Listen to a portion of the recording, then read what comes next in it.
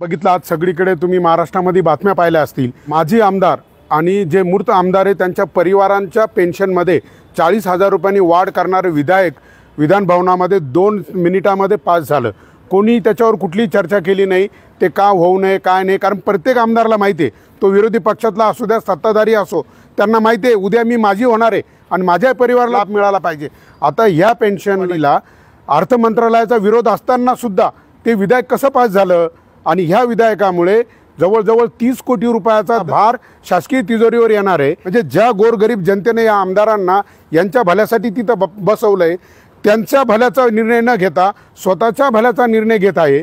आणि जो एखादा कर्मचारी सेवानिवृत्त होतो, रिटायर होतो आणि तो जेव्हा मृत होतो तर त्याच्या कुटुंबाला 50%च पेन्शन दिली जाते, परंतु यांनी जेवढी पेन्शन सेवानिवृत्त आमदाराला आहे तेवढीच पेन्शन त्याच्या परिवाराला सुद्धा दिली जाईल, असा एक त्याच्यामध्ये नियम टाकलेला आहे। महाराष्ट्रातील जनतेला आणि ज्या आमदारांना मी पण एक छातीवर हात ठेवून सांगावं, खरंच तुम्हाला पेन्शनची गरज आहे का? ज्यावेळेस जो माणूस आमदार होतो, म्हणजे सगळ्या लोकांनी वर्गण्या करून काही आमदार आम्ही निवडून देताना पाहिलेत, त्यांच्या आधीची आर्थिक परिस्थिती 5 वर्षामध्ये कोट्याधीश होतो, करोडपती होतो, अब्जाधीश होतो, त्याला खरंच पेन्शनची गरज आहे का? मग त्याला पेन्शनची गरज नसताना त्याला भरमसाठ अशी पेन्शन देऊन 30 कोटी रुपयाचा आर्थिक बोजा शासनावर पडला। आणि आता हे जे कर्मचारी दिसत आहे ना, हे खाजगी माध्यमिक शाळांमधील चतुर्थ श्रेणीचे हे कर्मचारी आहे। 2020ला शासनाने काय निर्णय घेतला, म्हणजे शासकीय तिजोरीवर त्याचा भार येतो, त्यामुळे त्यांनी निर्णय घेतला की यापुढे त्या 500च्या आतमध्ये जर विद्यार्थी असेल त्यांना 4,000 रुपये, 500च्या वरती असेल असं प्रत्येक टप्प्याटप्प्याने त्यांनी अनुदान ठरवून दिलं। अरे पण ह्या कर्मचाऱ्यांनी गेली 10-10, 15-15 वर्षे यांनी सेवा केली, त्या संस्थेमध्ये सेवा केली। का सेवा केली? कारण उद्या मला कायमस्वरूपी केलं जाईल, मला शासनाच्या अनुदानावर घेतलं जाईल, या आशेपोटी त्यांनी काम केलं आहे। आणि मग आता यांना डायरेक्ट बेघर केलं आहे, तर त्याच्या विरोधामध्ये त्या GR रद्द करावा म्हणून आज पूर्ण महाराष्ट्रातील हजारो हे शिपाई जे आहेत खाजगी माध्यमिक शाळांचे, ते आझाद मैदानावर 2 दिवसाचं लक्षवेधी आंदोलन करणार आहे, शासनाचं लक्ष वेधायला। तर आता आपण त्यांच्याशी बोलूया। दादा, तुमचं हे जे आंदोलन आहे, आता तुम्ही उद्या आणि परवा 2 दिवस तिथं आझाद मैदानामध्ये ठिय्या आंदोलन आहे, हे आंदोलनामागील तुमचे मेन कारण काय आहेत? साहेब, आम्ही गेल्या अनेक वर्षापासून संस्थेमध्ये म्हणजे विनाअनुदानित संस्थेवर काम करत होतो, परंतु शासनाने 2020 साली जो शासन निर्णय काढला की चतुर्थ श्रेणी जे कर्मचारी पद आहे हे लॅप्स करण्यासाठी शासनाने जो 2020 साली जो निर्णय काढला, त्या निर्णयामुळे आम्ही पूर्ण बेघर होऊन आज आमच्यावर अशी परिस्थिती झाली। आमच्या दैनंदिन गरजा पण आमच्या अतिशय अल्प वेतनामध्ये आमच्या त्या होत नाही। त्या विरोधात आम्ही संस्थेमार्फत कधीतरी सिनियरिटीनुसार आम्ही शासनाच्या सेवेत आम्ही सामावून होत होतो इथून मागे, पण आता इथून पुढे आम्ही या शासनाच्या सेवेत जाऊ शकत नाही। या निर्णयामुळे, या निर्णयाच्या विरोधात आम्ही शासनाच्या विरोधात 24 आणि 25 ठिय्या आंदोलन आम्ही या ठिकाणी ठेवलेलं आहे। हां, म्हणजे आता काय होणार आहे ते त्या GR मध्ये स्पष्ट उल्लेख आहे की बाह्य यंत्रणा ज्या आहेत कॉन्ट्रॅक्टदार ठेकेदाराकडनं ते भरणार आहे। म्हणजे मला या माध्यमातून एक प्रश्न शासनाला विचारायचा आहे, काय रे तुम्ही जो ठेकेदार देणार आहे, ठेकेदाराला त्याचा फायदा आणि मग त्याच्यातून यांना पैसे, अरे त्यापेक्षा डायरेक्ट तुम्ही यांना घ्या ना तुमच्याकडे, आणि यांनी त्या आशेवरच काम केलं आहे ना।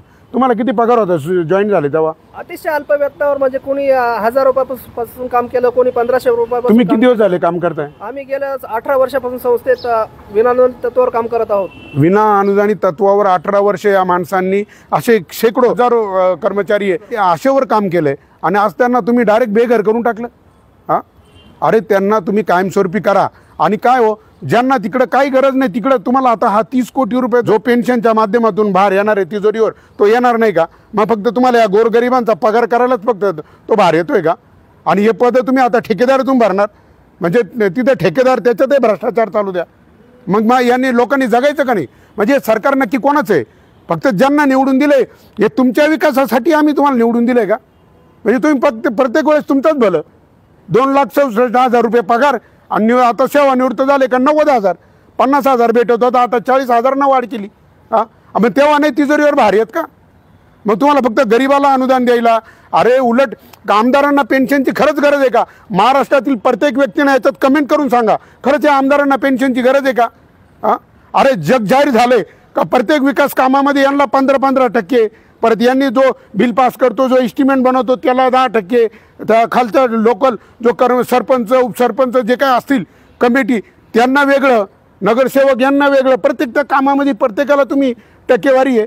हां टक्केवारीच्या नावाखाली इथं भ्रष्टाचार चाललाय सगळीकडं.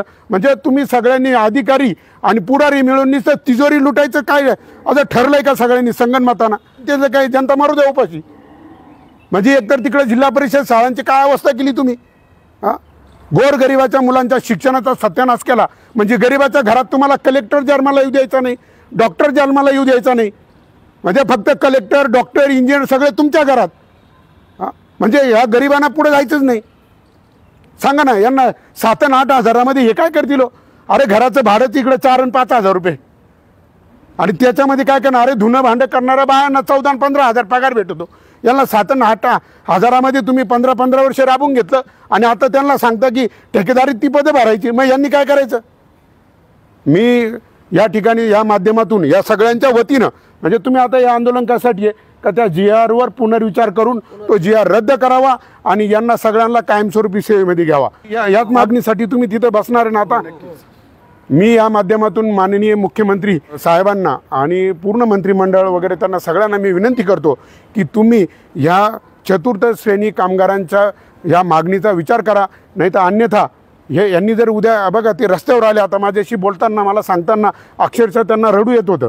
जर उद्या ह्या दुःखातून या नैराश्यातून जर कुणी काही बरं वाईट केलं याला जबाबदार कोण राहील? हां याला शासन जबाबदार राहील, तुम्ही जबाबदार राहाल याला. म्हणून माझी विनंती आहे की यांच्या ह्या GRचा विचार करा, तो GR रद्द करा आणि यांना कायमस्वरूपी तुमच्या सेवेमध्ये सामावून घ्या. म्हणजे तिजोरीचा भार येतो हे कारण सांगितलं आहे. यांचा जो GR काढून ठेकेदारीमध्ये घेण्यासाठी अर्थ मंत्रालयाने विरोध केला. तुमच्या 40,000 रुपये पेन्शनच्या वाढीला कोणीच विरोध करीत नाही. अहो मी स्वतः अधिवेशनामध्ये आता 4 दिवस होतो. विरोधी पक्षाच्या आमदारांना भेटून पाहिलं, सगळ्यांना भेटून पाहिलं का मध्ये विधान भवनामध्ये तुम्ही लक्षवेधीमध्ये हे प्रश्न मांडा ते प्रश्न मांडा, कोणीच मांडायला तयार नाही. म्हणजे एकमेका सहाय्य करू अवघे होऊ श्रीमंत जणू तुमच्या देशामध्ये सगळं हेच सुरू आहे. अरे पण एक लक्षात ठेवा, तुम्ही ह्या जनतेचे सेवक आहे, हे सरकार जनतेचं आहे आणि आता हे नागरिकांनी जागृत व्हायचं आहे. नक्कीच हे सरकार हे मुख्यमंत्री साहेब मी तुम्हाला विनंती करतो यांचा हा GR रद्द करून यांना कायमस्वरूपी करा. जय जवान, जय किसान, जय जवान, जय किसान.